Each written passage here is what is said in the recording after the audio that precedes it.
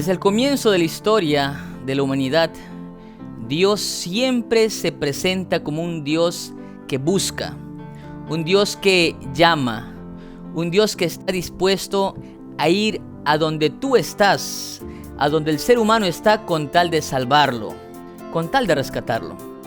Es por eso que la historia de hoy tiene que ver con un hombre que fue arrastrado por los embates del enemigo a vivir en cavernas, a vivir en cuevas y a ser literalmente un loco de atar por la consecuencia del enemigo.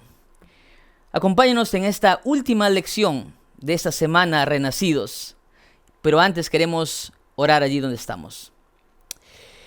Amado Dios y buen Padre que estás en los cielos, Señor, estamos finalizando esta semana. Estamos finalizando esta serie de mensajes que tuvieron como objetivo renacer, que tus hijos renazcan a una nueva vida, renazcan a un nuevo comienzo y puedan empezar de esta forma una nueva historia a tu lado. Queremos, Señor, que tú nos sigas hablando como estos días. Queremos que tú nos sigas hablando claramente según sea nuestra necesidad. Suple nuestras necesidades, Señor. Necesitamos de ti porque solos no podemos.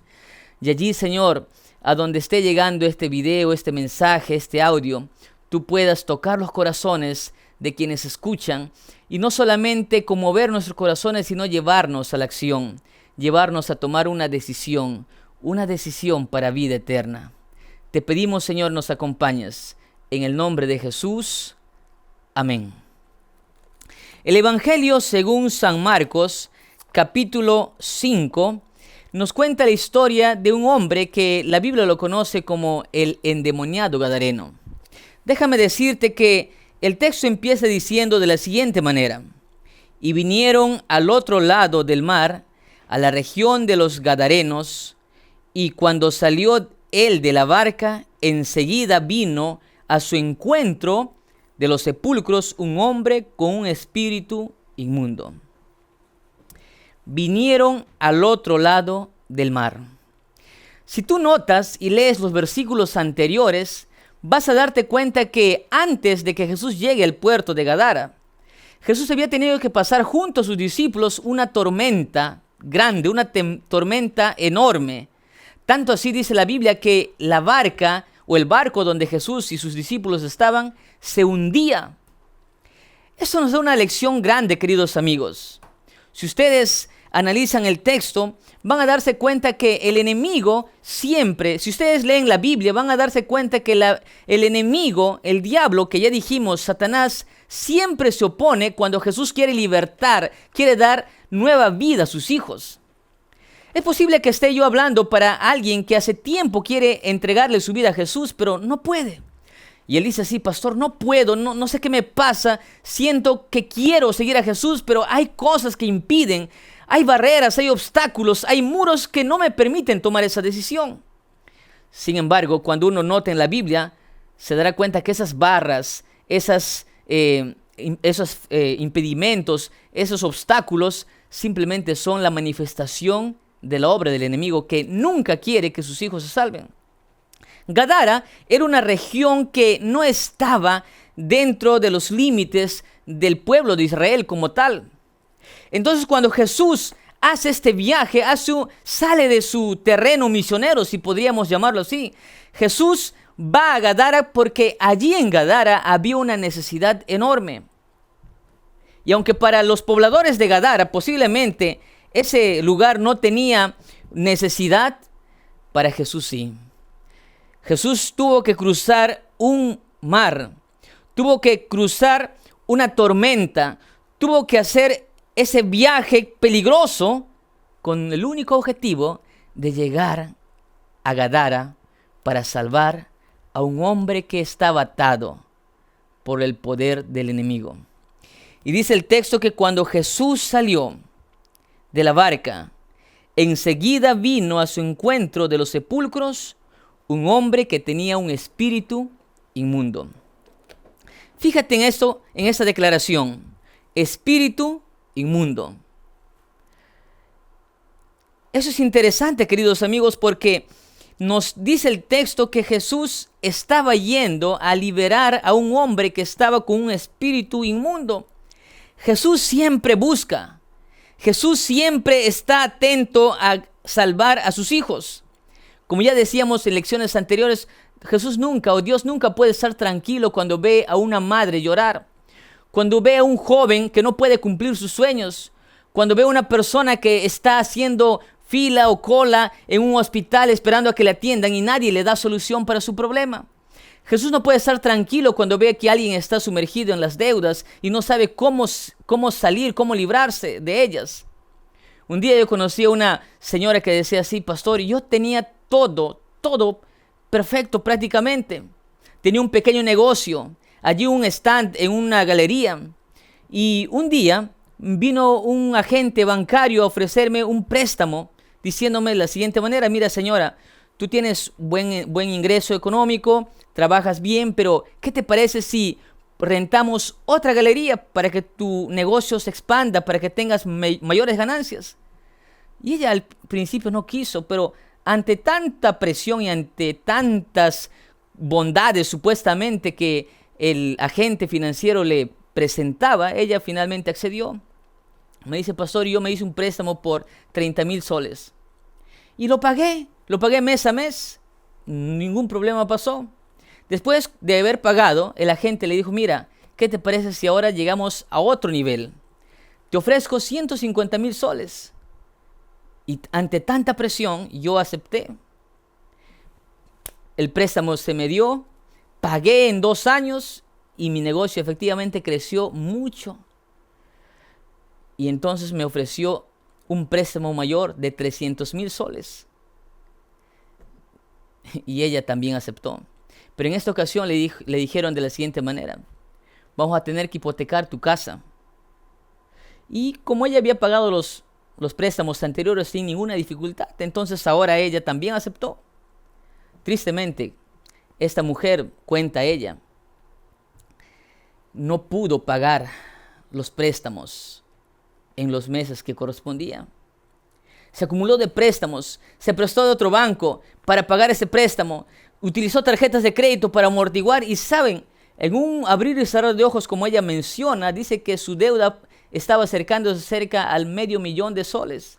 Y cuando ella hizo una contabilidad, hizo un inventario de todo su negocio, ni siquiera sumaba los 100,000 soles. Y ella dice: pastor, yo no sé en qué momento pude tomar esa decisión. Yo no sé en qué momento gasté el dinero. Yo no sé en qué momento me equivoqué en finanzas, porque ahora yo vivo con una deuda grande que ni vendiendo toda mi tienda podría pagarla. Y lo peor de todo es que ella había hipotecado su casa. Y ella me decía así: pastor, yo no imaginé tener esa deuda.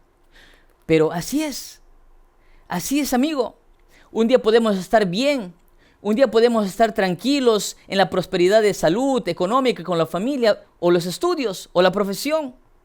Pero también un día podemos caer en las garras de los problemas, en los obstáculos que la vida presenta. Dice el texto: cuando salieron de la barca, se presentó un hombre que tenía un espíritu inmundo. Y saben, este espíritu inmundo es nada más y nada menos que el enemigo. ¿Y cómo es alguien que tiene el espíritu inmundo? Alguien que está poseído por el enemigo. Alguien que está literalmente dominado por el enemigo. Versículo 3 dice que tenía su morada en los sepulcros. Imagínate, vivir en los sepulcros. Y no solamente eso, sino que dice: nadie podía atarle ni aún con cadenas, porque muchas veces había sido atado con grillos y cadenas, mas las cadenas habían sido hechas pedazos por él, y desmenuzados con los grillos, nadie le podía dominar. Este hombre que tenía el espíritu inmundo, este hombre que estaba endemoniado, ese hombre que era dominado, su accionar era dominado por el enemigo, estaba experimentando lo que hoy conocemos posiblemente como alguien que no tiene dominio propio. ¿Sabes qué? En la actualidad muchas personas pueden también estar poseídos por el enemigo. Y no te confundas, posiblemente hay personas que tienen el enemigo, están poseídas por el enemigo porque hacen su voluntad, hacen la obra del enemigo, aunque no boten espuma, ni digan incoherencias, ni sean locos, ni anden en las calles, ni anden en sepulcros o en cuevas. Pero por el mismo hecho de hacer lo que el enemigo quiere en sus vidas, son también endemoniados. Escuché decir a un médico, a un psiquiatra decir así, que hay personas que son fuertes físicamente, emocionalmente, ¿no? Y espiritualmente. Como tú sabes que el ser humano es holístico. Entonces, si posiblemente tú tienes fortaleza física, fortaleza emocional, pero no tienes fortaleza espiritual, quizás vas a tener también problemas de espíritu inmundo o de posesión demoníaca, pero no se va a notar porque tú eres un hombre fuerte, sano. Pero imaginemos que tú tienes debilidad física, debilidad emocional y también espiritual. Entonces allí puede ser que caigas así como este hombre endemoniado. Entonces, ¿cuál es la lección aquí? ¿Qué lección nos deja este mensaje? En este texto podemos encontrar claramente que el enemigo existe. El diablo existe. Hay personas que dudan de su existencia, pero así como existe Dios, así como existe el bien, también existe el mal. Y este hombre, yo no sé su historia, la Biblia no conoce su nombre, la Biblia solamente le presenta como el endemoniado gadareno. Este hombre era un hombre que estaba, dice, literalmente viviendo en sepulcros, en cuevas, y nadie podía atarle. Estaba viviendo en la cueva de sus problemas, estaba viviendo en la cueva de sus desgracias, estaba viviendo en la cueva de sus dificultades. Y nadie podía atarle, dice, nadie podía ayudarle, ni aun con cadenas. Imagino a este hombre que quería la gente quería ayudarle, posiblemente psiquiatras, posiblemente médicos, posiblemente especialistas mentales o espirituales inclusive, pero nadie podía hacer nada por él. Sencillamente, ¿por qué? Porque su problema solamente podría ser solucionado por Cristo. Y es allí donde está la grandeza del Evangelio, queridos amigos. Es allí donde radica el poder del Evangelio. Es allí donde radica el poder de Dios, porque no hay nada imposible para Dios. Es posible que nadie pueda hacer algo por ti. Es posible que nadie, ni siquiera un terapeuta especialista en solucionar problemas matrimoniales, en revivir o reactivar el amor, la llama del amor. Es posible que nadie pueda hacerlo, pero dice la Biblia que Dios sí puede.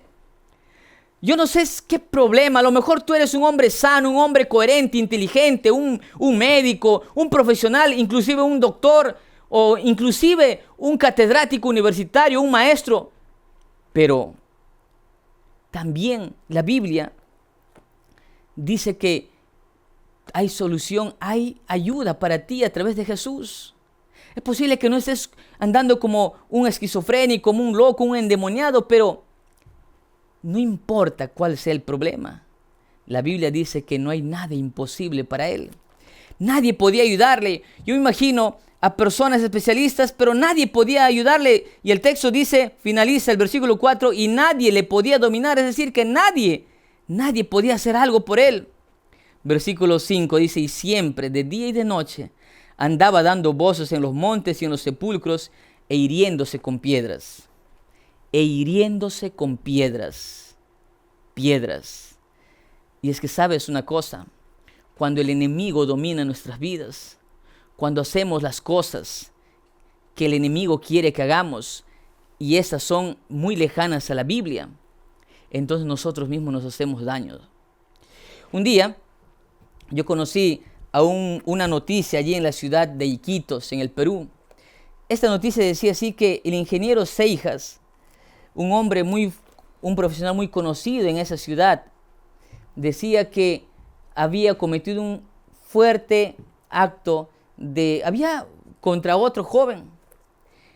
La noticia decía que él estaba circulando por una avenida principal de la ciudad cuando un mototaxista se atravesó por aquel lugar y rayó con su mototaxi, con su vehículo, el auto de aquel ingeniero Seijas. Y saben, Ante tal hecho, el ingeniero Seijas bajó a reclamarle, a increparle al muchacho que estaba manejando el otro vehículo menor, un vehículo motorizado.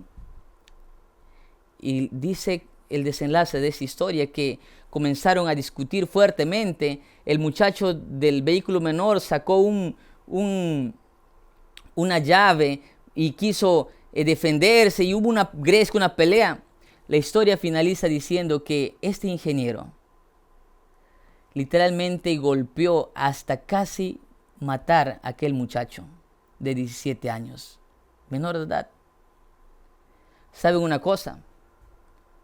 Lo interesante de esto es que cuando él estaba ya siendo juzgado, siendo acusado por intento de homicidio, un periodista le preguntó, el que escribía la nota de prensa, decía: ¿por qué lo hizo? Usted, un hombre preparado, un hombre universitario que ni siquiera estudió aquí, estudió en el extranjero, ¿qué pasó? ¿Por qué lo hizo? Y él, con voz entrecortada, dijo así: no fui yo. Era como si alguien dominara mi vida. Es como si alguien hubiera entrado en mí. ¿Ya tú escuchaste alguna vez esa declaración que dice: se me entró el indio, me desconocí, me descontrolé? Aparentemente este dicho o esta declaración no tiene lógica en la vida, o es muy difícil de comprender. Pero déjame decirte que aquellas personas que leemos la Biblia, aquellas personas que vamos al texto bíblico, nos daremos cuenta que efectivamente el enemigo está como león rugiente buscando a quien devorar. El enemigo hace de la vida de las personas estragos, las lleva a tomar decisiones incorrectas. ¿Cómo tú puedes entender que en pleno siglo XXI padres sean capaces de abusar de sus propios hijos o hijas? ¿Cómo puedes entender tú que una persona es capaz de asesinar a otra, quitarle la vida por un simple celular? ¿Cómo tú puedes entender que hay personas que son capaces de abandonar a sus propios hijos, o de hijos matar a sus padres o asesinarlos por un pedazo de tierra, una casa, una propiedad? Es imposible. Pero tú no te puedes imaginar qué cosas terribles puedes hacer cuando el enemigo domina tu vida. Y sabes una cosa, hoy el mensaje es para ti. Dice la Biblia que este hombre, cuando se presentó ante Jesús, se arrodilló, corrió delante de Jesús, versículo 6, se arrodilló delante de él y clamando a gran voz dijo: ¿qué tienes conmigo, Jesús, Hijo del Dios Altísimo? Te conjuro que no me atormentes. Satanás sabe quién es Jesús. Satanás sabe qué poder tiene Dios. El enemigo sabe que está derrotado y contra Jesús no puede vencerlo. Sabe que cuando el enemigo sabe que cuando Jesús interviene, él simplemente tiene que humillarse, tiene que escapar, tiene que actuar como en esta ocasión actuó. ¿Qué dice el texto? Le rogó que no le atormente. Y sabes, tú puedes hoy tener la seguridad, tú puedes hoy tener la plena seguridad de que si Jesús viene a tu vida, ya te dije, es posible que tú seas una persona cuerda, una persona inteligente, no tengas un problema de locura, un loco de atar, no.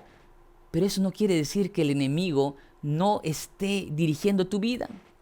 Y la mayor prueba de cuando el enemigo dirige tu vida es cuando tú haces las cosas lejos de la palabra de Dios. Te hieres a ti mismo, sufres a ti mismo, lastimas a tus familiares, lastimas a tus hijos, lastimas a tu esposa, a tu esposo, a tus amigos que tanto te quieren. Por eso, tú puedes tener la seguridad hoy de que el enemigo no podrá hacerte nada. No podrá hacerte nada. ¿Sabes por qué? Porque Jesús ya lo venció. Por eso el enemigo dice así: te ruego que no me atormentes, te ruego que no me atormentes, por favor. Porque el enemigo sabe quién es Jesús, sabe el poder que tiene. Y sabes, en esta hora yo quiero terminar diciendo lo siguiente. Mira, Jesús le mira a aquel endemoniado y le dice: ¿cómo te llamas? ¿Por qué le preguntó cómo te llamas? Y sabes, la respuesta es sencilla. Porque como dice el texto, este hombre ya no era conocido por su nombre. A lo mejor tenía un nombre, no es que a lo mejor tenía un nombre. antes de ser un loco de atar, antes de ser un endemoniado que habitaba en cuevas y que se lastimaba y andaba atado en grillos. No, este hombre tenía un nombre. Posiblemente era Ricardo, posiblemente Juan, posiblemente era el nombre que tú te puedas imaginar, Rodrigo. Pero sabes, cuando el enemigo domina tu vida, tu nombre ya no vale. Por eso ahí tú conoces a gente que dice, mire ese borracho, mire ese delincuente, mire ese asesino, mire ese ladrón. La gente ya no te conoce como lo que debería ser, sino con lo que tú haces. Y ahí estaba, ¿cómo te llamas? Y el enemigo le dice, o el endemoniado dice, Legión me llamo porque somos muchos. Y ante esto Jesús lo sana. Yo quiero terminar en esta hora diciendo lo siguiente, mira, solo Dios puede sanar lo que nadie puede hacerlo. Solo Dios puede restaurar hogares que ni un terapeuta familiar, ni un especialista, ni un escritor de grandes bestsellers puede hacerlo. Nadie puede darle solución a cosas que a veces parecen complicadas, pero Dios sí puede. Y aquí vemos en la historia bíblica que Jesús libera a este hombre del enemigo. Y este hombre en el versículo 15 dice, vienen a Jesús y ven al que había sido atormentado del demonio y al que había tenido la legión sentado y vestido, y en su juicio cabal, y tuvieron miedo. ¿Cómo estaba ese hombre ahora? ¿Cómo estaba ese hombre en el momento después del milagro, después de la intervención de Dios? Estaba en su juicio cabal, estaba sano, en otras palabras. Sano. Pero sabes, ante tal milagro, ante tal hecho portentoso, ante tal grande noticia, dice la Biblia que sus vecinos, sus amigos probablemente, quizás también sus familiares, lejos de alegrarse por aquella noticia maravillosa, el vecino que estaba enfermo, el vecino o el familiar que estaba dominado por el enemigo, que estaba todo un loco, que se hacía daño, que lastimaba a la gente, que era ocasión de temor y de miedo. El que había estado así hoy estaba sano, estaba en sus cabales. Y en vez de alegrarse, las escrituras dicen que la gente se entristeció y hasta se enojó y le rogaban a Jesús, está bien Jesús, está bien que hayas hecho un milagro, pero por favor no te metas con nuestro negocio. No te metas con nuestro negocio, porque dice el texto que los demonios se fueron a parar o poseyeron los cerdos de aquel lugar y se despeñaron, o sea, se arrojaron al mar y murieron todos los cerdos. Para esas personas valían más los cerdos que aquel hombre que había sido liberado por el poder de Dios. En nuestros tiempos, amigos, sucede también lo mismo. En nuestros tiempos también sucede lo parecido. Hay personas que, lejos de alegrarse porque las personas acepten a Jesús, acepten el amor de Dios, sean restauradas por el amor de Dios, lejos de alegrarse por eso, se entristecen. El otro día un joven me dijo así, pastor, yo no le entiendo a mi padre. Mi padre está enojado conmigo porque yo he aceptado su nombre. Mi padre está enojado conmigo porque yo he decidido seguirle. Yo le digo, pero ¿cómo entiendo? No, ¿cómo así? Pero ¿sabe cuál es lo triste, pastor? Es que mi padre me dijo lo siguiente, hijo, yo soñaba el día en que tú y yo nos fuéramos de fiesta, de parranda, nos fuéramos a divertir. ¿Cómo tú vas a desperdiciar tu juventud en la iglesia? Esas son cosas de viejos. Esas son cosas para gente que tiene la mente débil. Pero tú, hijo, no aceptes a Dios. Esas religiones, esas cosas son cosas anticuadas. Yo quiero que tú y yo, padre e hijo, vayamos y nos divirtamos con mujeres, en fiestas, qué sé yo. Y aquel joven me decía, pastor, qué triste, pastor, porque mi padre a lo bueno le parece malo y a lo malo le parece bueno. ¿Qué tal, amigo? ¿Dónde estamos en este momento? ¿Estás subiendo a través del celular, a través de las pantallas de un televisor, de un computador? ¿Estás quizás tú en este momento pensando en tu vida? Déjame decirte, no importa quién se ponga delante o quién se ponga como obstáculo en tu salvación. La decisión es tuya. Dice que este hombre, después de experimentar el milagro de Dios, después de haber sido renacido en Cristo, por Cristo y para Cristo, este hombre le dijo a Jesús así: Señor, permíteme seguirte. A donde tú vayas, Señor, yo iré. A donde tú vayas, Señor, yo caminaré junto a ti. Y Jesús le dijo: no, ve a los tuyos y cuéntales cuán grandes cosas Dios ha hecho contigo y cómo tuvo misericordia de ti. Y el texto dice, versículo 20, y se fue y comenzó a publicar en todo su territorio, en toda Decápolis. Allí donde tú estás, hoy es el último día del mensaje.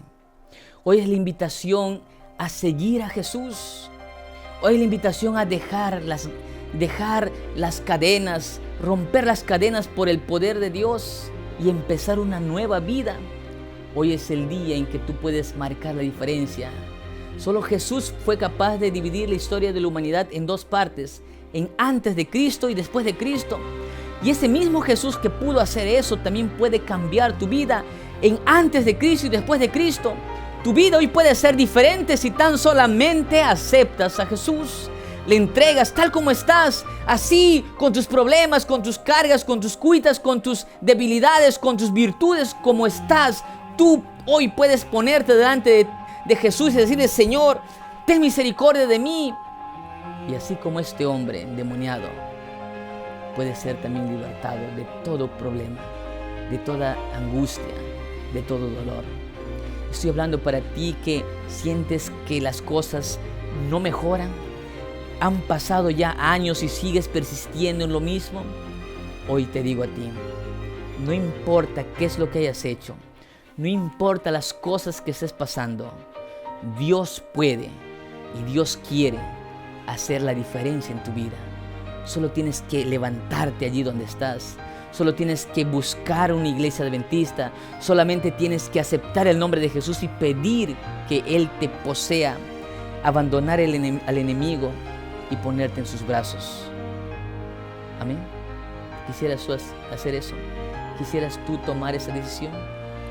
Amén. Que Dios te bendiga. Allí anota en la dirección de este video, acércate y toma una grande decisión. Hoy es una semana especial. Hoy hay bautismo. Hoy tú puedes entregarle tu vida a Jesús. Hoy tú puedes nacer de nuevo en Cristo. Hoy tú puedes renacer en Cristo. Amén. Que Dios te bendiga. Que Dios te bendiga. Nunca te arrepentirás de esta decisión. Tu vida puede ser diferente. Solo tienes que empezar hoy con Cristo. Oremos. Amado Dios, gracias, Señor. Gracias por las decisiones. Gracias por esas vidas que son renacidas en ti. Gracias, Señor, porque solamente tú puedes hacer la diferencia. Y hoy tus hijos, hoy mis amigos han aceptado tu nombre. Hoy ellos empiezan una nueva historia. Hoy ellos toman la decisión de entregarse a ti a través del bautismo. Gracias, Señor, por tu amor. Gracias porque los escuchas. Y no solamente los escuchas, sino que actuarás también. En el nombre de Jesús. Amén, Señor.